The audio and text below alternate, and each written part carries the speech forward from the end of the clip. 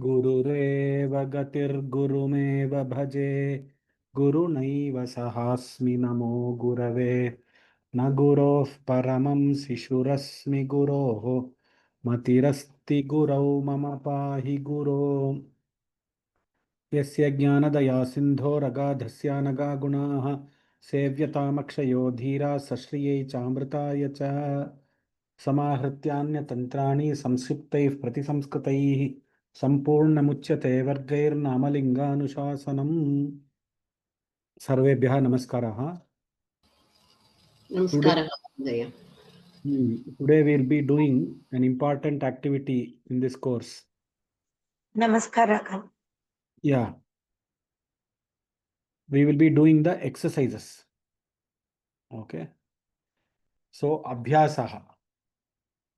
So, the procedure will be you have to raise your hand. Based on that, we will ask you. I will have a list of people here. Now, once you raise the hand, based on which, whether if you know the answer, you can tell. Okay, I will tell you, you can maximum tell 1 or 2 examples. After that, we should give chance to others. Okay. So we start with the first exercise. Etesham padanam antyaksharam lingam prathama vivaktau sarveshu vachaneshu rupani cha likata. Lipkatha vadata. So this is how now this test what we are sharing with you.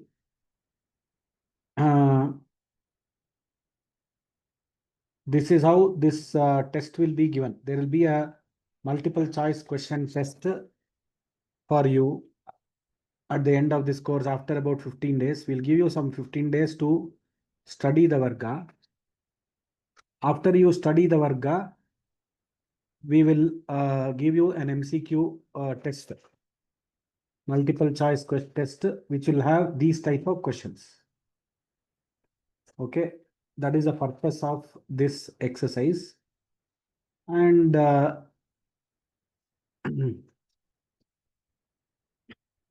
the end of this exercise, we will also merge these exercises with the slides and put it in the OTT platform. The OTT platform that we have released, where we are having all the content, especially slide content, etc. We will be putting it there. Okay, regarding questions regarding this, you can ask in the last class. We will tell information regarding this in the last class also. But now what is that which you have to do is you have to understand that similar questions are going to come for you in the test, which is a multiple choice question test. And there will be a oral test also, which we'll be doing. That oral test also will suggest the dates for the test. So all these things we'll tell in the last class.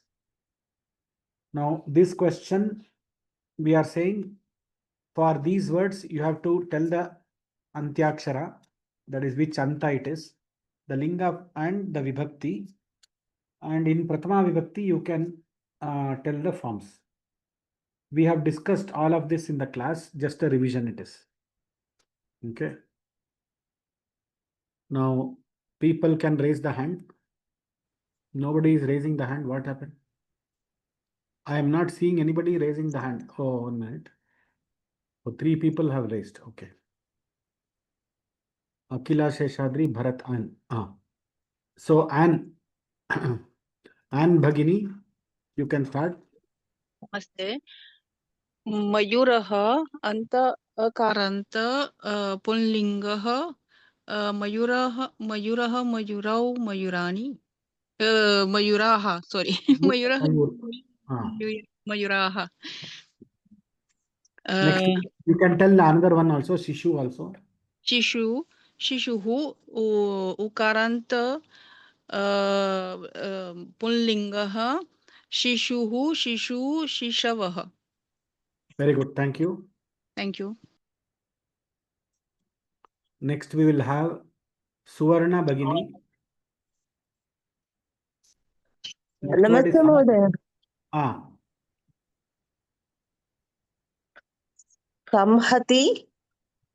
संहति इकारन्तः लिंगम संहति पुल्लिंगः Okay. संहति हरिः कदा संहति संहतौ संहतयः Anybody else? सम्यक् अस्ति वा? न सम्यक् नास्ति. संहति संहतिः क्षम्यताम्। संहति संहतयः हरिः हरिहरयः वत् उत्तमम्. But it is strilinga, that's all. Samhatihi स्त्रीलिङ्ग मतिः karma. मतिः संहति संहत्यौ संहत्यः No. नो It मतिः is- मतिः वत् मति बुद्धि संहति संहति संहतयः. Yes. Next. Okay. Subbarao Mahodaya, you only can tell the next one. Yes sir. पत्रिन् नकारान्तः नकारान्त पुल्लिङ्गः पत्रिन् पत्री पत्री पत्रिणः न पत्रिण पत्रिन् पत्रिणौ पत्रिणः. Correct sir? Yes. Thank you sir. Next, Akhila Sheshadri Bringari. नमस्ते महोदय. भृङ्गारी ईकारान्त स्त्रीलिङ्गः भृङ्गारी भृङ्गार्यौ भृङ्गार्यः. Excellent. धन्यवादः. Now, Divija. श्राविद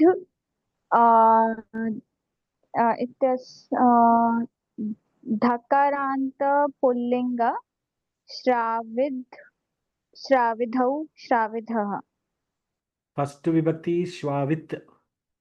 Prathama vibhakti ekavachanam is Shwavit. Okay Okay. महोदय. Sandeep Joshi Mahodaya.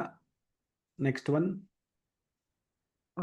वाहद्विषत् तकारान्तः पुल्लिङ्गः वाहद्विषत् वाहद्विषतौ वाहद्विषतः. Excellent. Next one. Anybody? You can volunteer. Sir, what is the word? Krunch. Crunch चकारान्त crunch crunchौ crunchaः. Crunch. So that crunch will become crui. कृञ्चौ कृञ्चः crunch चकार- crunch crunchौ crunchaः. Excellent. Next. धन्यवादः. Bharati Bhagini, you can tell the next one. Bharati DK. Can you tell the next one? Just now I told Mahodaya, shall I tell one more? One more.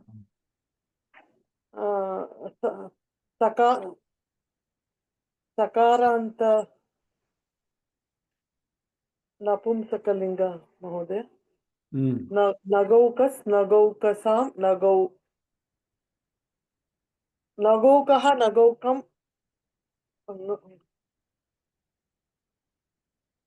नगौकाः नगौकसौ नगौकसः. Very good. Sri Ranjani.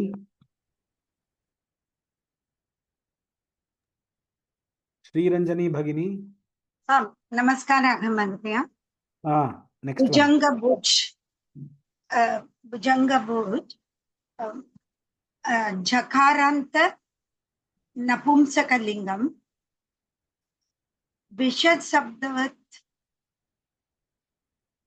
You are right. Why did Napumsakalinga come? Bhujanga Bhuj. That we teach, that we teach the Bhujanga, which is snake. भुजङ्गः भुजङ्गभुज What is the भुजङ्गभुजः भुजङ्गभुजौ भुजङ्गभुजाः no. It is not correct. Soumya Prashant. विषक् शब्दवत् भवति वा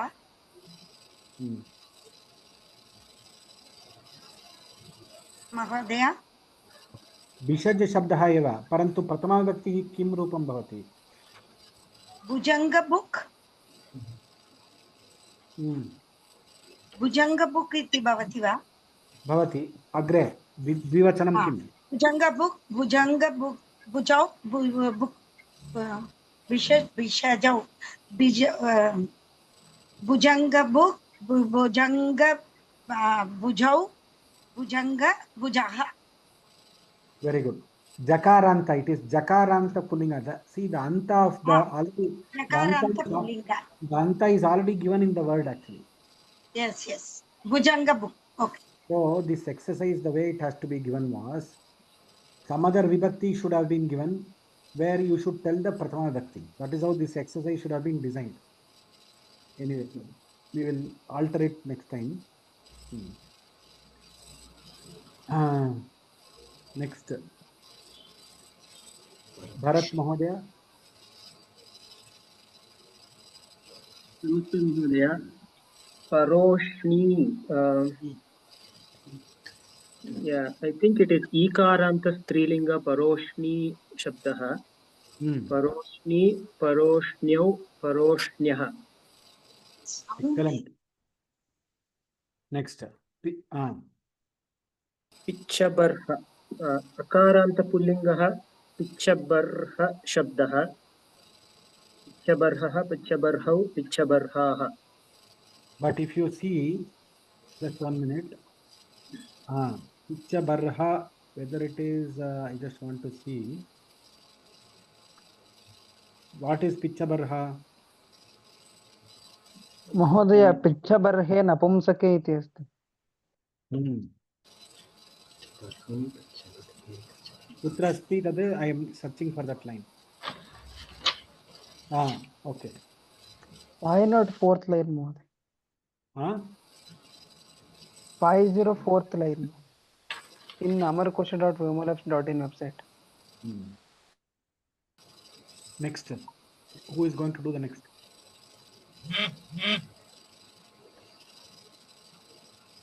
इकारान्त pulling त्रोटि शब्द महोदय Same hands you already told. I want others to lift the hand. Yes.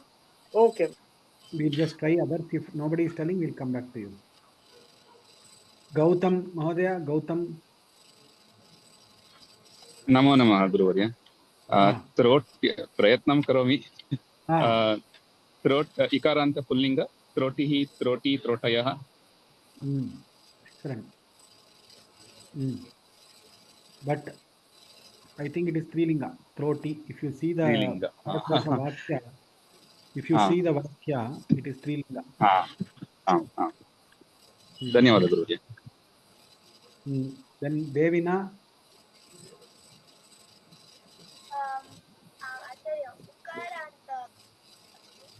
Excellent. Ukaranta, which linga?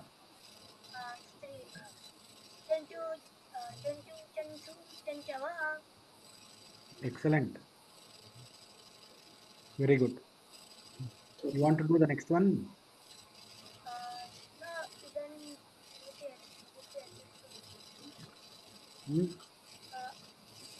I am unable to hear you. Idanim samyak asti.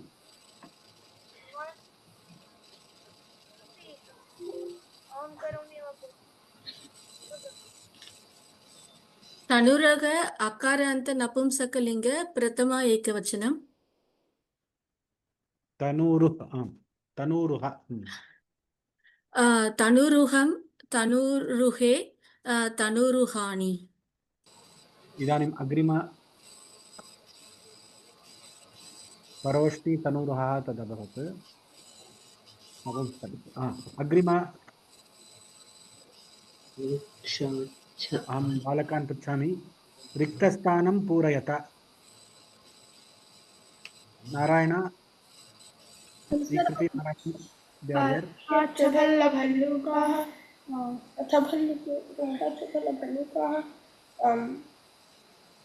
Vrikshacha bhalla bhallukaha. अथ भल्लुके तत् अथ भल्लुके आरम्भः भवति. वृक्षाच्च भल्लूकाः. नेक्स्ट.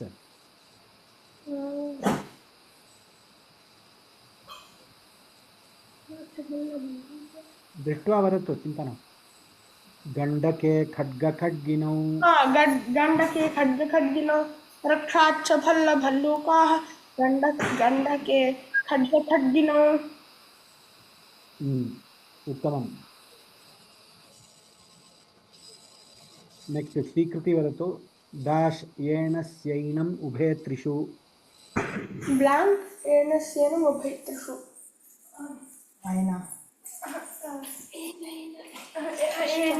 हेणैनमेन्याश्चर्माध्यमेन स्त्रेण उभे त्रिषु. एक्सलेंट.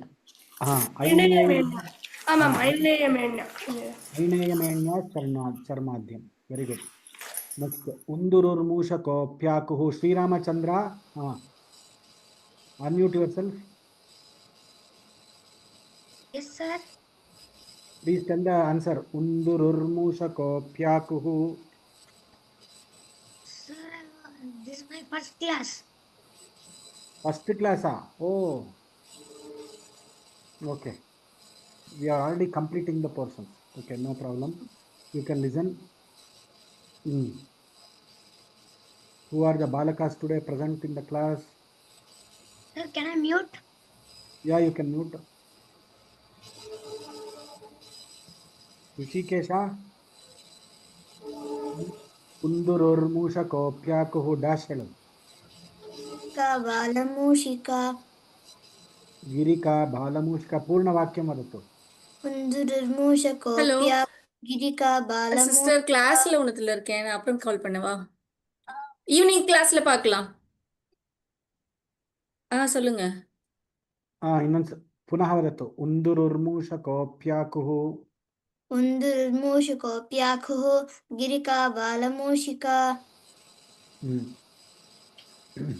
एवमेव अग्रिममन्त्रेऽपि वदतु. डाश् अलिद्रुणौ तु वृश्चिके.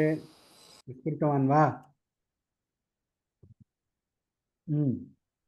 वृश्चिकशोककीटस्यात् अलिद्रुणोतु वृश्चिके. नारायण वदतु. ध्वांशात्मघोषपरभृत्. महोदय एतत् पर्यन्तम् अहं न पठितवान्, अतः कण्ठस्थं न कृतवान्, पठन् अस्मि. केन कृतं? ध्वांशात्मघोषपरभृत्. It is a prasiddha pakshi. Anybody who can see and tell? द्वांक्षात्मघोषपरभृत् बलिभुग्वायसा अपि. Balibhugvayasa api. Yes, very good. Crow. So these are the answers. All of you know this. Next set of questions. If people can see and tell also, it is okay. Dash pushkara ahvastu sarasaha. नमस्ते जी, अहं वदामि. वदतु.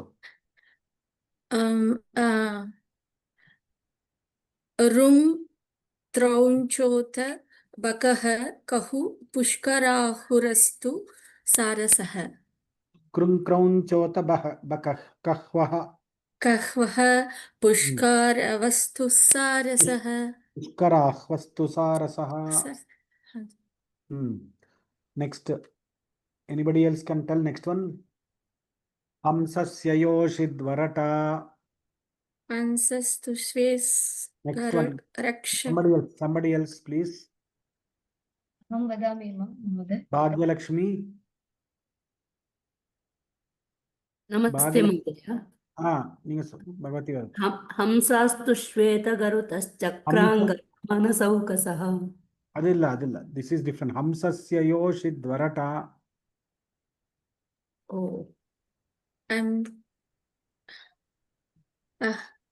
अहं वदामि.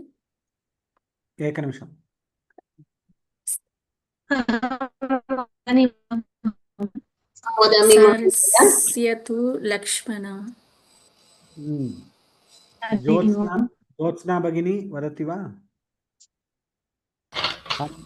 योषिद्वरटा सारस्यतु लक्ष्मण। सारसस्यतु लक्ष्मण। नेक्स्ट वन, dash दंशस्तु वनमक्षिका. People can see and tell. महोदय अहं वदामि। वदतु। पतंगिका पुत्तिका स्यादंशस्तु वनमक्षिका। Very good. Next, मयूरो बर्हिणो बर्हि. Yes, Venkatraman महोदय। नीलकंठो भुजंगभुक्। Next, वर्तको वर्तिकादयः.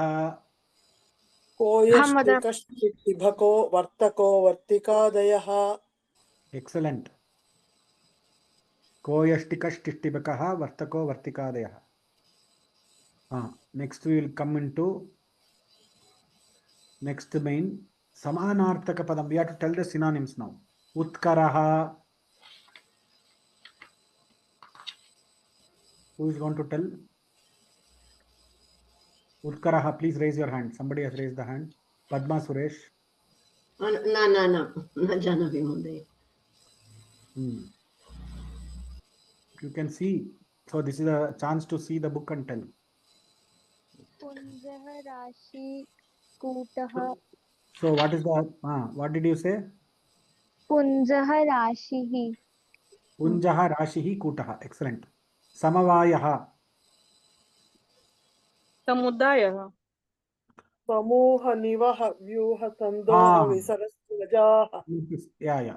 That entire set group. Next, Arbhakaha.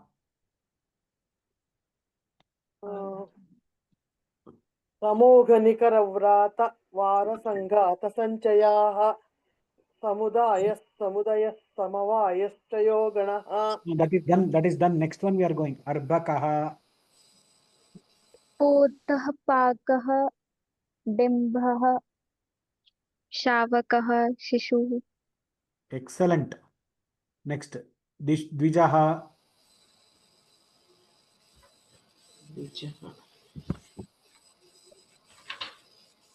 So why with this exercise we have to practice like this is, sir, you already told everything. Why are you asking us this? Are you testing our memory?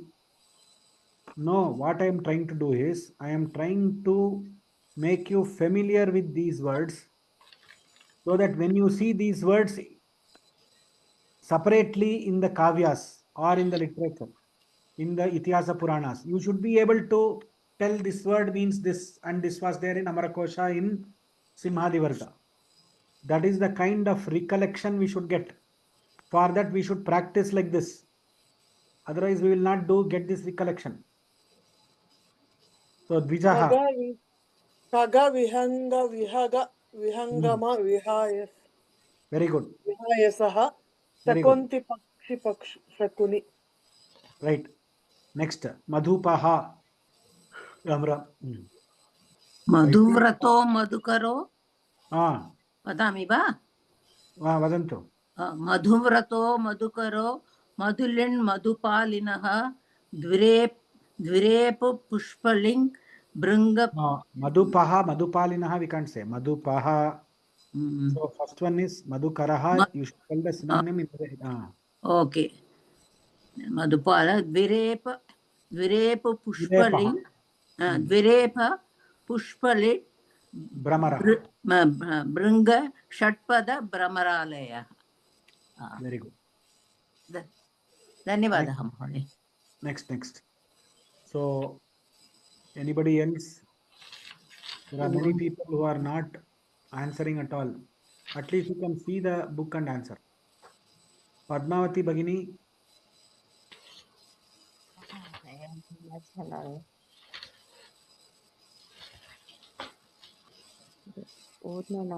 Spider iti janami. Spider iti janati. Excellent. So first thing is you understood that it's a spider. Now we'll search Spider. In the Amarakosha, you see what is spider. Amarakosha लूता स्त्रीतन्तु वायोर्ननाभः Luta, Tantuvayah, Markatakaha, etc. Next. Akuhu. मूषकः मूषकः चरटः कुक्कुलासः Very good. मुसली Kukkutaha. गृहगोधिका Very good. It is not Grihagodika. Akuhu is Mushakaha, Unduraha, Pundhvajaha, Kanakaha, Adoganta. This much only is Akuhu, अस्तु महोदय which is mouse. Kukkutaha. कुक्कुटः वाकुः ताम्रचूडः चारणायुधः Charanayudaha. चरणायुधः अतः चरणायुधः मक्षिक Next, Makshika. Everybody are eager to we should familiarize the words as and when we are teaching. You should repeat and familiarize the word. Makshika. Makshika, I think everybody knows. वर्वणा मक्षिका नीला सरघा मधुमक्षिका Okay, very good. Next, Kurangaha. Kurangaha. Kurangaha. Krishnasaraha, Ruruhu, Kurangaha, Krishnasaraha, Ruruhu, Nyankuhu. Nyankuhu. But Kuranga is Janda Mrige Kuranga Vatayuhu. Okay, Ajina. Ajina Yonihi. हरिणः Gokarna. Gokarna api bhavati va? Gokarna special deers bhavati. Special deer. Yes, Rauhishaha. General deer madhya agantavim. Rauhishaha va? Mriga Mrige Kuranga Vatayu. मृगे कुरंगवातायुः हरिणाजिनयोनयः So 4-5 words only are there. Okay. Ajina Yoni. So, Dhanyavad. Very good. Now we have to write the English meaning. I think now this, I think everybody can raise the hand. You have to tell the meaning in English. Paisa, crow, sir, crow. Second one is cockroach. Tailapai. cockroach. Okay, next.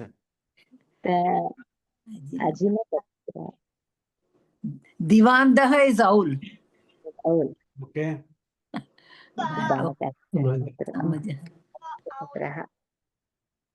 Samajaha. Samaja is group of animals, homogeneous animals. Excellent. Multitude of animals. Okay. Next. Give the Sanskrit word for this. Oh. शतपदी Chatapadi. Very good. Flock of parrots is Shaukaha. Chaukaha. Beak is Chanchu. Next. Tail. Grasshopper is Shalaba. Shalaba. Shalabasana. Black tail is Kanjaraha. Kanjarita. It is a bird.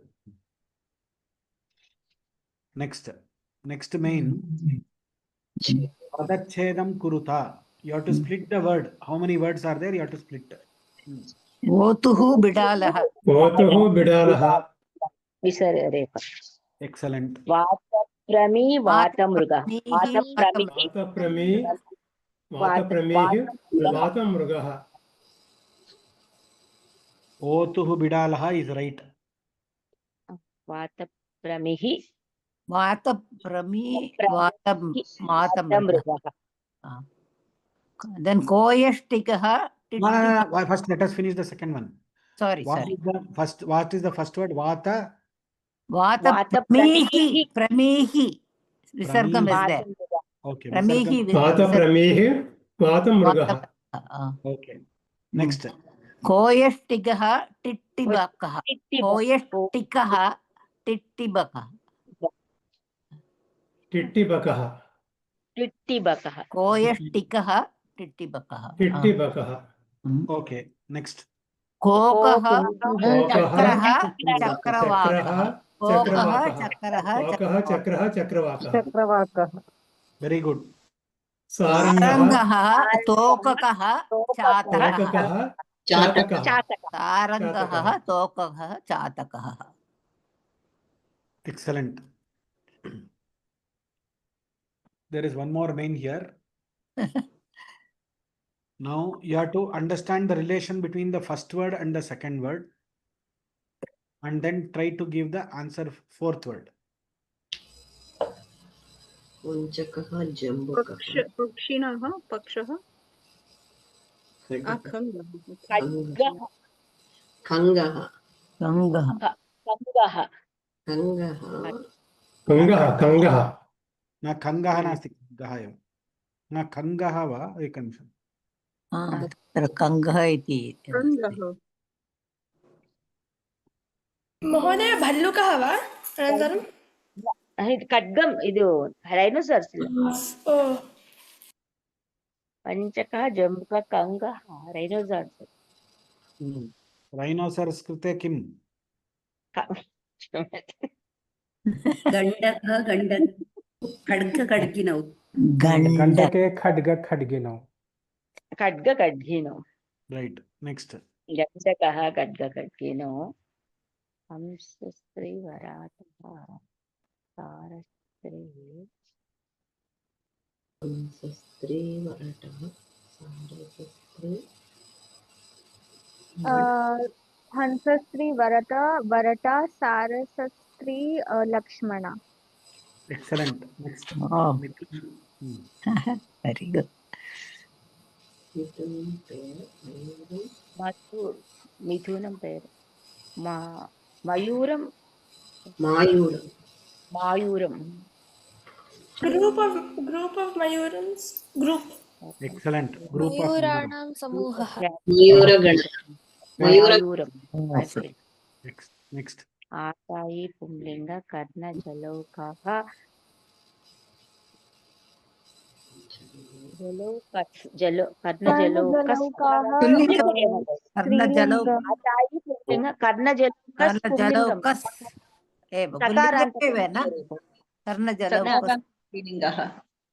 स्त्रीलिंग इल्ल नास्ति सकारान्त पुंलिंग अकारान्त स्त्रीलिंग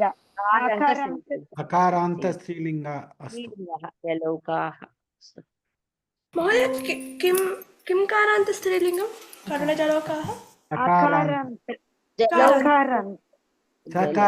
सकारान्त कर्णजलौकस् कस् इति भवति वा जलौकस् भवति अस्तु स्त्रीलिङ्गे भवति राजहंसः लोहितचञ्चुः मल्लिकाक्षः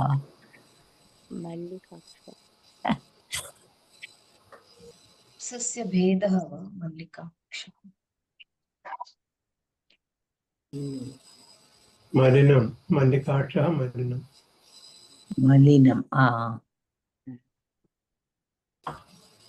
another main. This is a different main. You have to pick the odd word out and give the reason.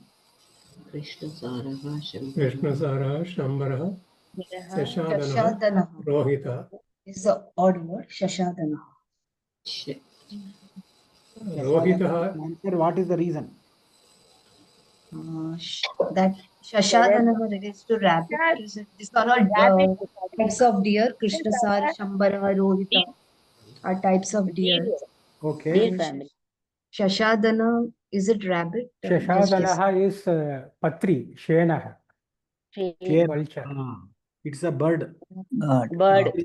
These three are animals. शशादनः कंका. What is the reason? ಅದು ದಿವಾಂದ is bad Nisha The rest अत्र are daytime. कङ्कः They are not night time, nocturnal nahi. Kankah, Kankah. it's not nocturnal. Reason. अन्ये Nocturnal. सर्वेपि It is not उलूकाः. nocturnal. अन्ये Nocturnal सर्वेपि nahi. उलूकस्य Yes, समानः. yes. Exactly. अन्ये सर्वेपि उलूकाः. Very good. वाजी पत्री शकुंती केसरी. Patri. Sari. Patri. Kesari. केसरी केसरी भवति Kesari. केसरी वाजी पत्री They all Keshari is lion. सिंहः. Keshari is lion. Simha, Patri, पत्री सकन्ति वा पक्षिणः न They are all birds. birds केसरी सिंहः Vaji is not horse. Oh, that's also border. Okay. We have to pick up only one word. Okay, okay. Kesari. Kesari. Kesari only. If Shakunti is the answer, why it is? सर्वे अन्ये सर्वेपि नकारान्तः इति मन्ये. Excellent. अन्ये सर्वे नकारान्तः. पक्षिणः No. Karanta. नकारान्तः अन्ये सर्वे नकारान्तः. Very wonderful. शरारिः शरारिः त्रोटिः आटिः Kesharin. Trotihi, Atihi, Tittirihi. सदारि रोटि आटि तित्तिरि तित्तिरिः पक्षिणः Tittirihi. Group of partridges. Tittirihi. Sharari. Tirihi. अत्र तित्तिरिः समूहेतरपदमस्ति यतः तत् पुल्लिङ्गे अस्ति. Exactly. Next. I think Samuru. That is in Divya Vachanam. Rest are all Bahuvachanam. Excellent. Very good spot. Thank you, Guruji. Spotted very well. So we have to think in different angles. Sometimes you have to think about. Sometimes you have to think about anta. Sometimes you have to think about linga. Sometimes you have to think about meaning. Sometimes you have to think about jati. So that is why you have to play this. Vachanam, everything. Okay. Thank you. So today, with God's grace, we have completed early. The intended exercises we have completed, but we will use the balance 15 minutes for chanting. So if people who want to chant, they can chant. नमस्ते महोदय. ये means ये जो slide जो है उसका PDF इसमें मिलेगा क्या? OTT में मिलेगा आपको, digitalsanskrit.com में मिलेगा. नहीं, PDF of the lesson with pictures. Video आपको LMS में मिलेगा. हाँ, video is there. But PDF slide you will get only in OTT. Oh, only one. Okay. Not in the class portal. Portal. Not class portal. That is a OTT portal where you have to go and access. It's a platinum subscription you have to buy for 1 year. So all the courses slides we are going to put there only henceforth. Okay, from here I think I am not able to access. I will do it when I come to India. I will get that thing. Yes. You can reach out to our support team and ask them. They will help you. No, because my bank, the thing, it is not allowing me to pay in Indian rupees from here, and I don't have a dollar account. That is the problem. Okay, when I come to India, I will do it. Thank you, ma. I reached out, but that is what the problem is, I think. I will do it when I come back to India, Mahoday. Thank you. Shall I chant, Mahodaya? Yes. Who wants to chant? Bharati, please chant. You start from Atha Simhadi Vargaha. I will open the 1 minute. I will open the slides. Yes, Mahodaya. For others to follow. Sir, namaste. I will also chant, Mohan. First Bharati will chant, then others will chant. Sir, I have a small doubt, sir. We will take it Sir. after the chant, sir. Okay. Bharati Bhagini, you can chant. Mahodaya, slides Mahodaya, please. It is there, you are not seeing? No Mahodaya. No, Mahodaya. Now it is visible? Yes, sir. Yes. Yes, Mahodaya. Simhadi Vargaha, Simho Mrugendra Panchasyo, Haryakshak Kesari Harihi, Kanthi Ravo Mrugaripuhu, Mrugadrushtir Mrugashanaha, Pundarika Panchanakaha, Chitrakayam Mrugadvishaha. शार्दूलद्वीपिनौ व्याघ्रे तरक्षुस्तु मृगादनः. Shall I continue or? You can continue for 5 lines. Yes, Mahodaya. Varahassu karo घृष्टिः कोलः पौत्री किरिः किटिः दंष्ट्री घोणी सब्धरोमा क्रीडो भूदार इत्यपि. क्रोडो भूदार इत्यपि. Thank you. Sri Vidya. धन्यवादः महोदय. With your permission, I log out, Mahodaya. My sister-in-law had a fall. I have to run to hospital. Okay. धन्यवादः. प्लवगशाखा मृगवलीमुखाः मर्कटो वानरः कीशः वनौकाथ भल्लुके वृक्षाच्च भल्लभल्लूका गण्डके खड्गिनौ लुलायो महिषो वाहद्विषत्का सरसैरिभाः स्त्रियां शिवा भूरिमाय गोमायु मृगधूर्तकाः शृगालवञ्चकक्रोष्ठुफेरुपेरवजम्भुकाः ओतुर्बिडालो मार्जारः वृषदंशक आखुभुक् त्रयो गौधेरगौधार गौधेया गोधिकात्मजे श्वावित्तु शल्यः तल्लोम्नि शलली शललं शलं वातप्रमीर्वातमृगः कोकस्त्विहा मृगो मृगः मृगे कुरङ्गवातायुहरिणाजिनयोनयः ऐणेयमेन्याश्चन्माद्यमेणस्यैनमुभे कदलीगन्धलीचीनः चमूरुप्र्यकावपि समूरुश्चेति हरिणा अमीः अजिनयोनयः कृष्णसाररुदुन्यङ्कुरङ्कुशम्बररौहिषाः गोकर्णपृषतैनस्य रोहिताश्चमरो मृगाः गन्धर्वशरभो रामः श्रीमरो गवयः शशः इत्यादयो मृगेन्द्राद्या गवाद्याः पशुजातयः धन्यवादः. Thank you. Wonderful. Let us all give her a good clap. Okay. Devina.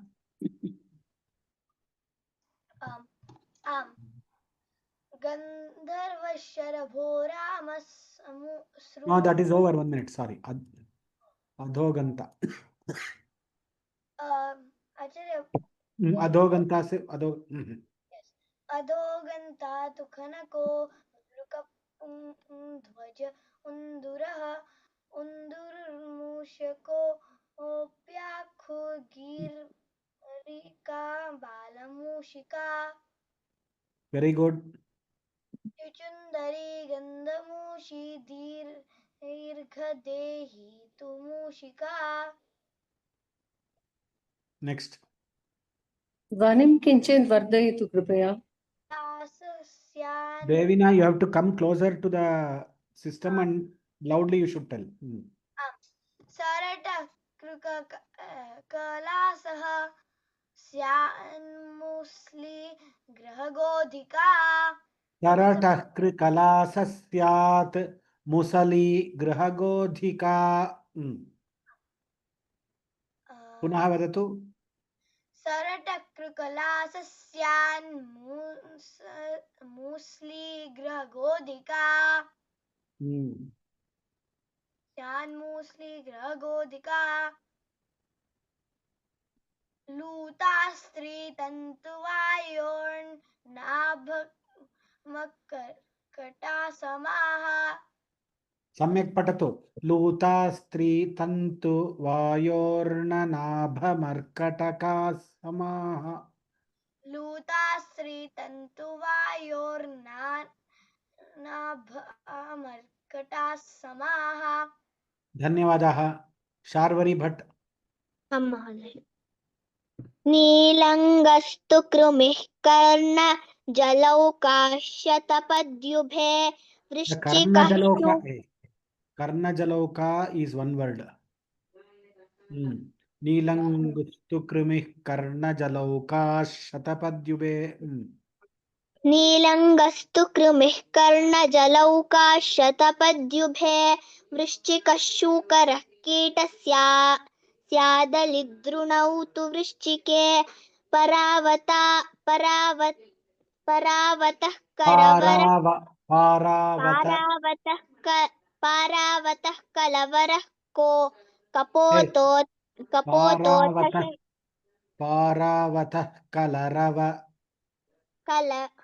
पारावतः कलरवः कपोतोऽथ शदाननः पुत्रीष्येन उलूकस्तु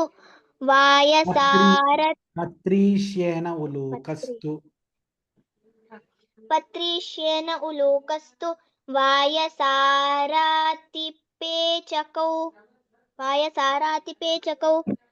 दिवान्धः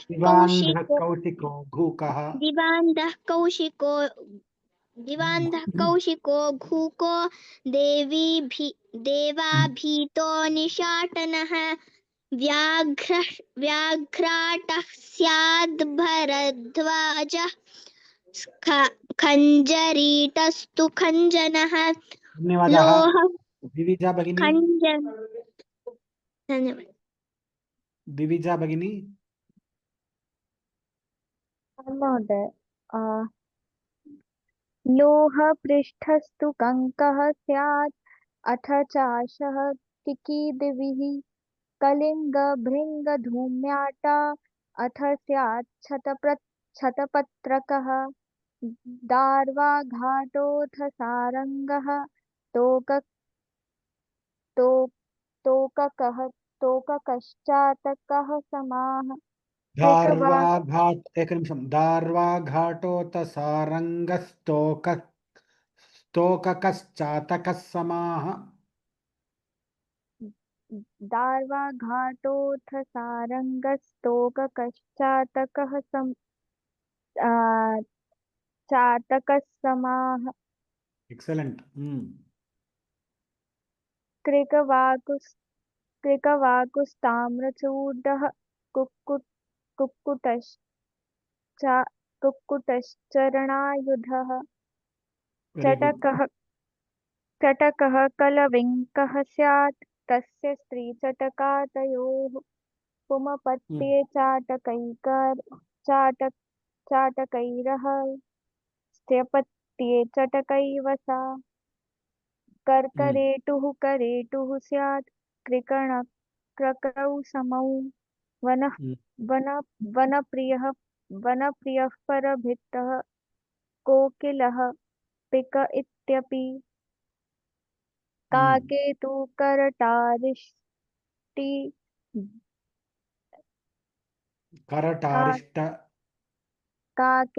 करटारिष्ट बलिपुष्ट सकृत्प्रजाः ध्वांसात्मघोषपरभृत् बलिभुग्वायसापि स एव च चिरञ्जीवी चैकदृष्टिश्चमौकुलिः द्रोणकाकस्तु काकोलः दात्यूः कालकण्ठकः आटायिच्छिल्लौ दाक्षाय्य गृध्रौ कीरशुकौ समौ कृं क्रौञ्चोऽथ बकः कहवः वेरी गुड, थैंक यू। पुष्करः सुसारसः। धन्यवादः भगिनी। धन्यवादः। धन्यवादः। राधा धर्माधिकारी राम राम राम। राधा भगिनी। आतापि आदापि चिल्लौ दाक्षाय्य गृध्रौ कीरशुकौ समौ क्रौञ्चोत्थपकः कहवः पुष्कराह्वस्तु सारसः कोकश्च एकनिमिषम् कोकश्चक्रवाको रथाङ्गाह्वयनामकः कादम्बः कलहंसः स्यादुत्क्रोशकुररौ समौ हंसास्तु श्वेतगरुतश्चक्राङ्गामानसौकसः राजहंसास्तु ते चरणैर्लोहितैः सिताः मलिनैर्मल्लिकाक्षास्ते धार्तराष्ट्रास्तितेतरैः शरारिराटिराडिश्च बलाकाविसकण्ठिका हंसस्य योषिद्वरटा सारसस्य तु लक्ष्मणा चातुकाजिनपत्रा स्यात् परोक्ष्णी किं जतुकाजिनपत्रा स्यात् परोष्णी तैलपायिका वर्वणा मक्षिका नीला सरघा मधुमक्षिका पतङ्गिका पुत्तिका स्यादंशस्तु वनमक्षिका दंशीतज्जातिरल्पा स्यादन्धोलीवरटाद्वयोः भृङ्गारी झीरुकाचीरी झिल्लिका च समा इमाः समौ पतङ्गशलभौ खद्योतो ज्योतिरिङ्गणः मधुव्रतो मधुकुरो मधुलिण्मधुपालिनः द्विरेफः पुष्पलिड्भृङ्गषट्पदभ्रमरालयः मयूरो बर्हिणो बर्ही नीलकण्ठो भुजङ्गभुक् शिखावलः शिखिकेकी मेघनादानुलास्यपि केकावाणी मयूरस्य समौ चन्द्रकमेचकौ शिखाचूडा शिखण्डस्तु पिच्छबर्हे नपुंसके खगे विहङ्गम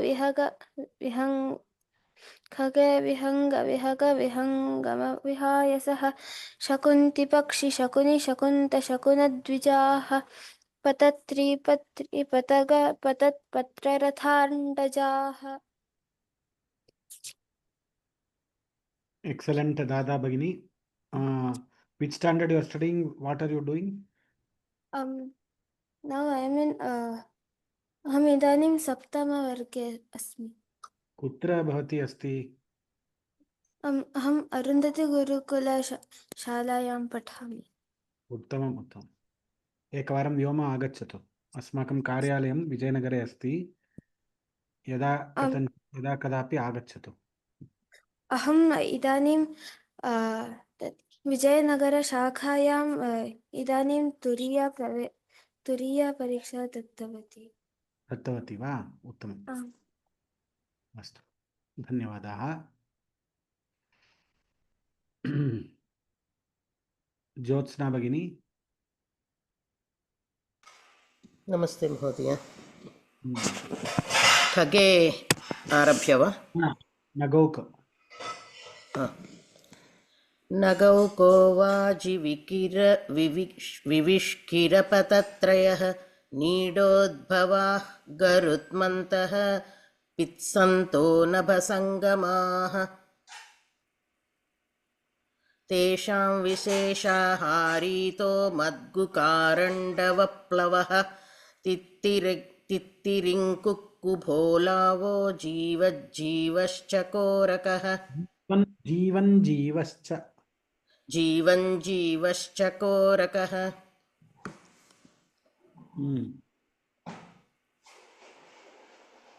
तेषां विशेषा अभवत्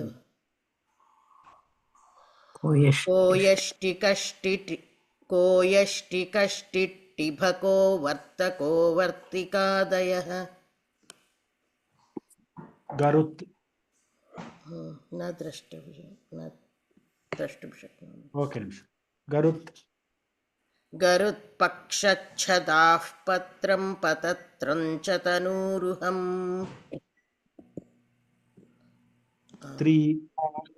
स्त्रीपक्षतिः पक्षमूलं चञ्चुस्त्रोटिरुभे स्त्रियौ प्रडीनोड्डीनसण्डीनान्येताः खगगतिक्रियाः पेशीः कोशोद्विहीनेण्डं कुलायो नीडमस्त्रियां पोतः पाकोर्भकोडिम्भः पृथक्कः शावकः शिशुः स्त्रीपुंसौ मिथुनं द्वन्द्वं युग्मन्तु युगम्। धन्यवादाः। पद्मा सुरेश। महोदय। समूहे निवहव्यूह सन्दोह विसरव्रजाः स्तोमौघनिकरौ व्रातवार सङ्घात सञ्चयाः। नेक्स्ट समुदायः सञ्चयाः। समुदायः समुदयः समवायश्च यो गणः स्त्रियान्तु संहतिवृन्दं निकुरम्बं कदम्बकं वृन्दभेदाः समैर्वर्गः सङ्घसारौतु जन्तुभिः सजातीयैः कुलं यूथं तिरश्चाम्पुन्नपुंसकं पशूनां समजोऽन्येषां समाजोऽथः सधर्मिणां स्यानिकायः पुञ्जराशीतुत्करः कूटमस्त्रियां कापोतशौकमायूरतैत्तिरादीनि तद्गणे गृहासक्ताः पक्षिमृगाश्चेकाः सुग्रह्यकाश्च ते इति सिंहादिवर्गः। Excellent. Thank you very much.